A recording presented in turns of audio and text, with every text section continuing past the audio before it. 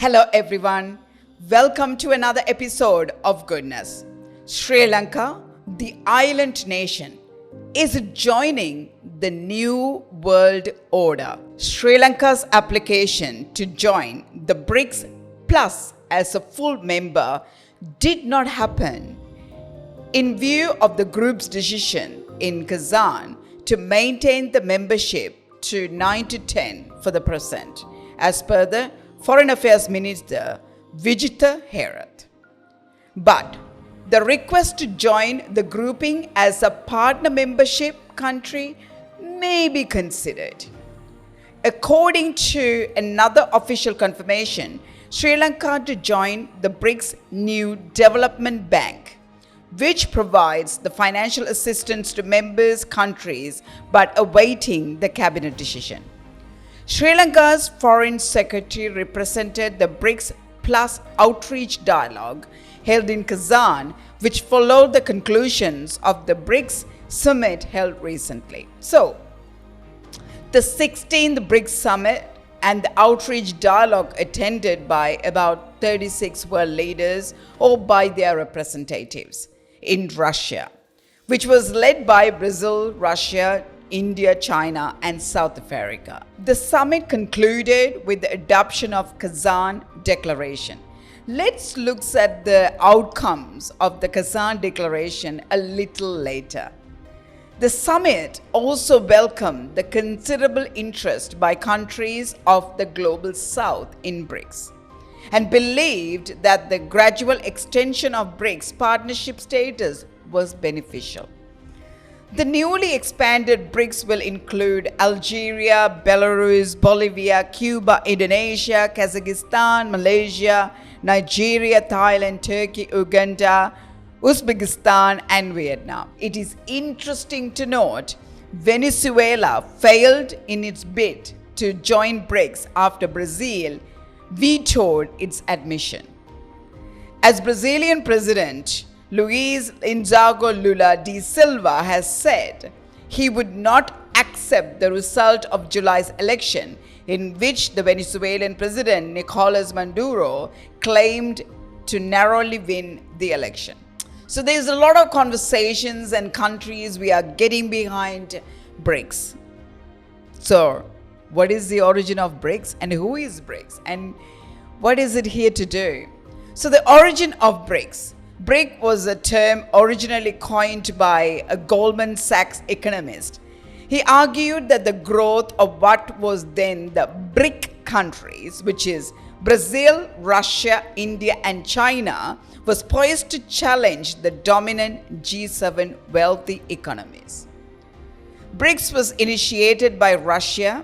In 2009, Brazil, Russia, India, and China created the BRIC group to call for an increased role in global financial institutions as emerging economic nations. With the addition of South Africa in 2010, there it became BRICS. The group was designed to bring together the world's most important developing countries to challenge the political and economic power of the wealthier nations of North America and Western Europe. Later, 5 new members joined: Egypt, Ethiopia, Iran, Saudi Arabia, and the United Arab Emirates. Now, it started to be also called or referred to as BRICS Plus. So its G7 is somewhat being challenged by the BRICS Plus. Well, G7, a rule-based international order, includes Canada, France, Germany, Italy, Japan, United Kingdom, and the European Union, and finally, of course, the United States. Led by United States, is now challenged by the BRICS Plus, which led by China and Russia. So if you really look deep into it, one set of world power against another set of world power, right? So the G7 was founded in 1975 by advanced democratic industrialized economics to discuss pressing economic concerns. So with the oil crisis of the 1973 caused by the Organization of the Petroleum Exporting Countries, the OPEC, being the catalyst for this. The G7 is not a formal institution like the North Atlantic Treaty Organization or the European Union. It does not have a Secretary General, a constitution, or a permanent staff members. G7's primary goal is to promote global peace and security while upholding the free and rule-based international order. Whereas the BRICS Plus, the coalition, is not a formal organization as well, but rather a loose block of non-Western economies that coordinate economic and diplomatic efforts around a shared goal. BRICS countries seek to build an alternative to what they see as a dominance of the Western viewpoint in the major multilateral grouping, such as the World Bank, the Group of Seven, the G7, and the UN Security Council. Now, with the expanded group of 9 to 10 has a combined population of about 3.5 billion, or 45% of the world's inhabitants. Combined members' economies are worth more than $28.5 trillion US dollars, about 28% of the global economy. With Iran, Saudi Arabia, UAE as members, the BRICS countries produce about 40% or about 44% of the world's crude oil. So BRICS Plus is challenging the established international order in 3 ways. First, it's through an independent economic system that will heavily influence the global market. The primary objective is to establish an independent payment system using member currencies to promote de-dollarization, thereby diminishing the impact of the Western sanction designed to uphold sovereignty, freedom, and human rights. The first step of this process is to attempt to influence specific vital international market to get economic leverage. One example of this new strategy is BRICS involvement in the energy market, with the organization aiming to create an energy partnership between its members. With the recent inclusion of energy-rich nations such as Saudi Arabia, Iran, and the United Arab Emirates, BRICS could achieve a level of influence in the global energy market, comparable to the OPEC, potentially altering the dynamics of controlling a significant portion of the world's oil and gas supplies. Another critical market BRICS is attempting to influence is the agricultural sector, whose first objective is to create an independent grain trading system that was introduced by Russia. So with BRICS members accounting for 42% of the annual total global grain production, this initiative would increase the organization's negotiating power in grain prices and combat sanctions by the United States and its G7 partners. So the second is with the artificial intelligence governance framework. They will challenge the privacy, accountability, transparency, and human rights. BRICS has recognized that AI is the next frontier in technology. So with the potential to enhance productivity, safeguard national and domestic security interests, shape public disclosure, and intensify competition. In the BRICS summits in South Africa in 2023, Chinese leader Xi Jinping announced the creation of an AI study group with the goal of developing AI governance framework and standards with a broad-based consciousness. The group has been tasked with coordinating AI-related projects, fostering interdisciplinary research, and addressing AI technologies, ethical, social, and economic implications. Some say this group presents a great deal of risk to the international order. Considering China's own AI practices, the country constantly monitors and regulates its citizens through a social credit score system, attempts to generate deep fakes to produce propaganda, and influence the developments of international AI standards that favor state control over transparent governance. The third, it is the military regional security alignment. That could change the balance of power in regions vital to US national security interests and to maintain power dominance. China, Russia, and Iran have been the most active members of the security partnership in BRICS, with many referring to this coalition as the next triple axis. The three countries have conducted annual joint military maritime exercises since 2018 to enhance the regional security, foster multilateral cooperation, and signal to the G7 that BRICS is solidifying against the Western military and political dominance. Remember, the most recent exercise occurred in March 2024 in the Gulf of Oman, a vital strait oil shipments in the Middle East and the only maritime route from the Indian Ocean and the Arabian Sea into the Persian Gulf. In this naval exercise, more than 20 warships were used. The exercise consisted of search and rescue training, special joint tactical operations, and aerial and maritime target practice. South Africa, Oman, Uzbekistan, Kazakhstan, and Pakistan also attended as an observer countries. Now, BRICS coalition under China and Russia's leadership poses a formidable challenge to the US-led G7 rules-based international order.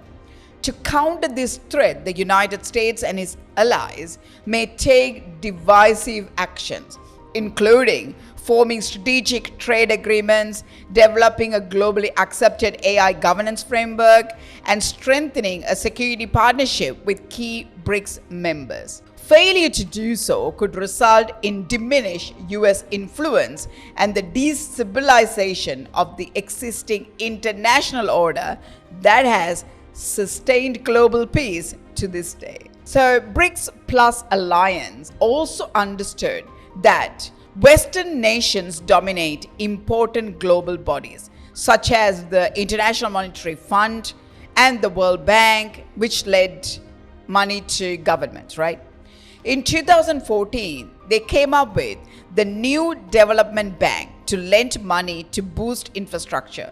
So it has nearly offered or provided 32 billion American dollars worth of emerging nations new roads, bridges, railways, and water supply projects. Some say the hidden agenda of China through BRICS Plus is to grow its power and influence, especially in Africa.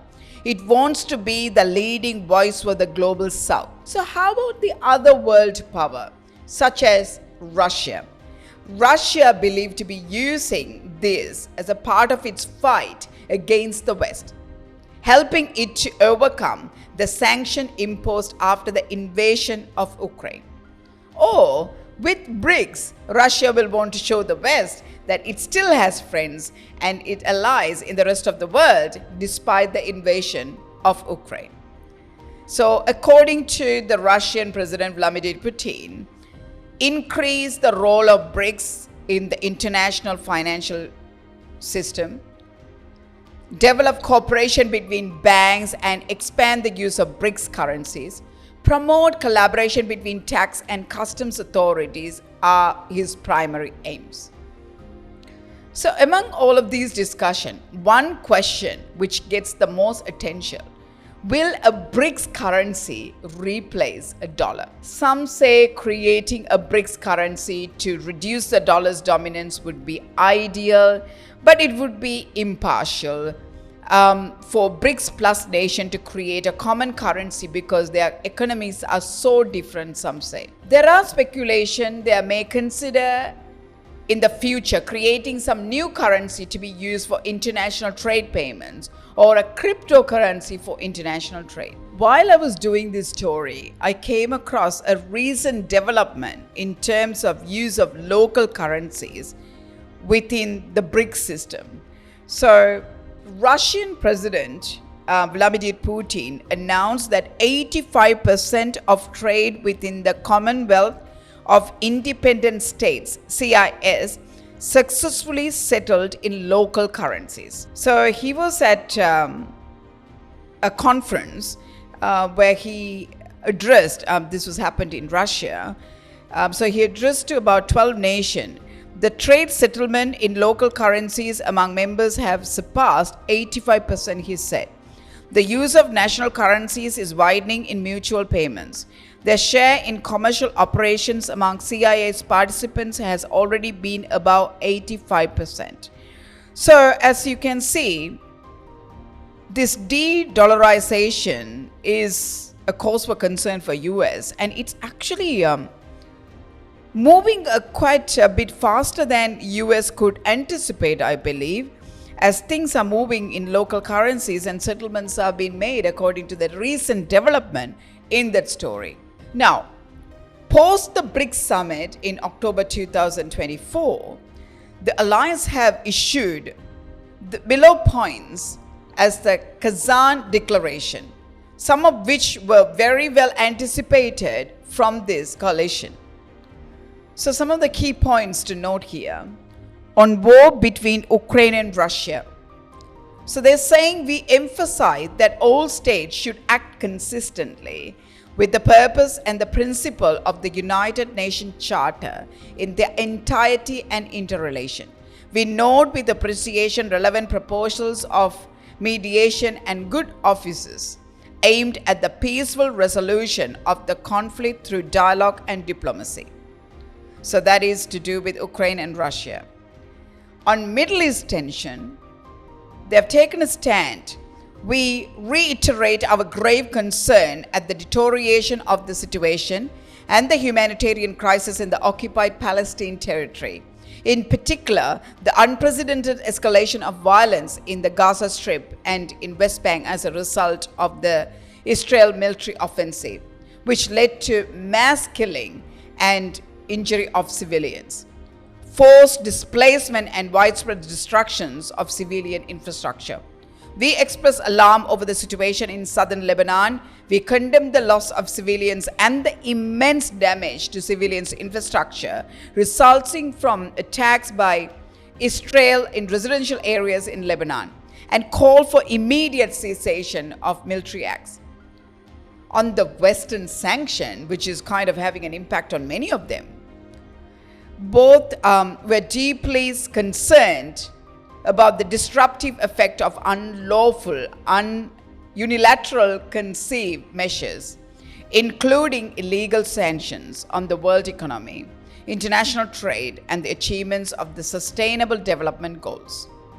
On the international financial system reform, we underscore the need to reform the current international financial architecture to meet the global financial challenges, including the global economic governance, to make the international financial architecture more inclusive and just. On BRICS grain exchange, we welcome the initiative of the Russian side to establish a grain commodities trading platform within BRICS, and to subsequently develop its, including expanding it to other agricultural sectors. Quite interesting, isn't it? On BRICS cross-border payment system, we recognize the widespread benefits of faster, low-cost, more efficient, transparent, safe, and inclusive cross-border payment instruments built upon the principle of minimizing trade barriers and non-discriminatory access. We welcome the use of local currencies in financial transactions between BRICS countries and their trading partners. Now, then, their stance on the BRICS Clear Depository. We agreed to discuss the study, the feasibility of establishment of independent cross-border settlement and depository infrastructure. BRICS Clear, an intuitive or initiative to implement the existing financial market infrastructure, as well as BRICS independent reassurance capacity, including BRICS insurance company, which participation on a voluntary basis. On the financial innovation side, they've said we welcome the BRICS interbank cooperation mechanism focus on facilitating and expanding innovative financial practices and approaches for projects and programs, including finding acceptable mechanisms for financing in local currencies. On the IMF, we reaffirm our commitment to maintaining a strong and effective global financial safety net with the quota-based and adequately resourced IMF at its center. On G20, they take. We recognize the importance of the continued and productive functioning of the G20 based on consciousness with a focus on result-oriented outcome. On prevention of future pandemics, their stand is we support the initiatives of the BRICS R&D Vaccine Center, further development of the BRICS integrated early warning system for preventing mass infectious disease risk. On conservation of big cats, while appreciating the efforts of our countries to pressure and preserve rare species and noting the high vulnerability of big cats, we take note of the Republic of India's initiative to create an international Big Cats Alliance and encourage BRICS countries to work together to make further contribution to the conversation of and the conservation of the big cats. Now, why is Sri Lanka interested in joining BRICS Plus? The interest to join BRICS started off with the steps taken by the Ranil Wickremesinghe-led government. Former Foreign Minister Ali Shabri attended the BRICS Foreign Ministers Conference in Russia in 2024. Sri Lanka's move came as it's now looking for more funding with the conclusion of a formal bilateral debt restructuring deal. So Ali Sabri, after his visit, said, "I see a lot of momentum being built towards BRICS. As far as we are concerned, we are closely monitoring it. We are expecting the report from a cabinet subcommittee to be available for us towards the end of this month." When he said that, probably in June, July. Based on that, I will go back to the cabinet, and depending on what cabinet decided, we will decide whether to extremely apply to join or to wait further observe it. So from what we understand from Vijita Herath, as the new government taken over, there is a huge interest in pursuing that and becoming part of it. In which capacity they would be, I think that would be very interesting to, keep watching. So the expansion of BRICS coalition is to include Iran, Egypt, Ethiopia, Saudi Arabia, United Arab Emirates marks a significant milestone in its evolution. So the Sri Lanka is anticipating, as a result of these additional countries coming on board, positive impacts on its economy, infrastructure developments and geopolitical positioning, access to duty-free trade, and financial support from BRICS development funds hold the promise of elevating living standards and tackling pressing economic challenges within. Moreover, Sri Lanka's strategic location as a nexus of major maritime trade routes, positioning it as an attractive destination for investment infrastructure project, potentially propelling it into regional trade and technology hub. The expansion of aviation and maritime facilities alongside investment in local infrastructure by BRICS member states stands to bolster Sri Lanka's connectivity and appeal to multinational corporations seeking access to emerging markets. This could catalyze the diversification of Sri Lanka's industries beyond its reliance on tourism, empowering it to emerge as a vibrant participant in the global economy. Moreover, could help Sri Lanka navigate its geopolitical tensions between China and India, leveraging its relationship with both countries while benefiting from the support of the entire BRICS community. By fostering a more balanced and a conflict-free regional environment, Sri Lanka could pressure its economic and strategic interests more effectively within the framework to the coalition. So beyond all the goodness of the promoting global economic equity and cooperation among emerging economies, the critics raised concerns about internal disparities and conflicting interest among BRICS member states. Questions about certain BRICS countries' record on democracy and human rights underscore the need for the coalition to uphold its stated principles of equality and mutual benefit. The group's ability to navigate internal and external challenges will be crucial in determining its future impact on the world stage. I guess let's watch this space, I say. With that, I will leave you today. Until then, you look after yourself, and I will meet you in another episode of Goodness. Thank you. Civil society groups have Position as far as the pandemic situation is concerned. Sri Lanka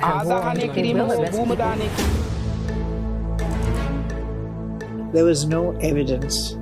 There was no science evidence. Only cremation was introduced as the form of disposal of the body. I don't think anywhere in the world they did PCR on dead bodies. They are asking for their last rights. Their last right you are taking away for politics. வீட்டில் இருந்து எங்கள் பிள்ளைக்கு எப்படி வந்துடுதால் கேட்டது கேள்வி அவங்களுக்கு பதில் இல்லை. ஐசியில் தான் போடணும், உங்களுக்கு வந்து பார்க்கறதுக்கே மேலானு தான் சொன்னாங்க. For some reason, you marginalized it. The state vehemently objected. Some of the things that we discussed and some of the things that were in the minutes were different. They were going against the science and they were arguing on the basis of politics. So because of this disease, other people's lives are in threat. That means we need to look into it. But we need to have very, solid evidence for that.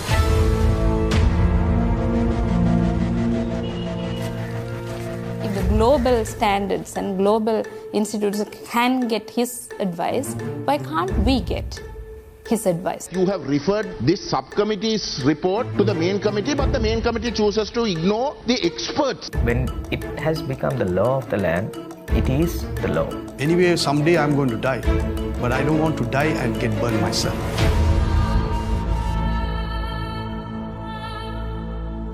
It was a blatant violation of the principles of science.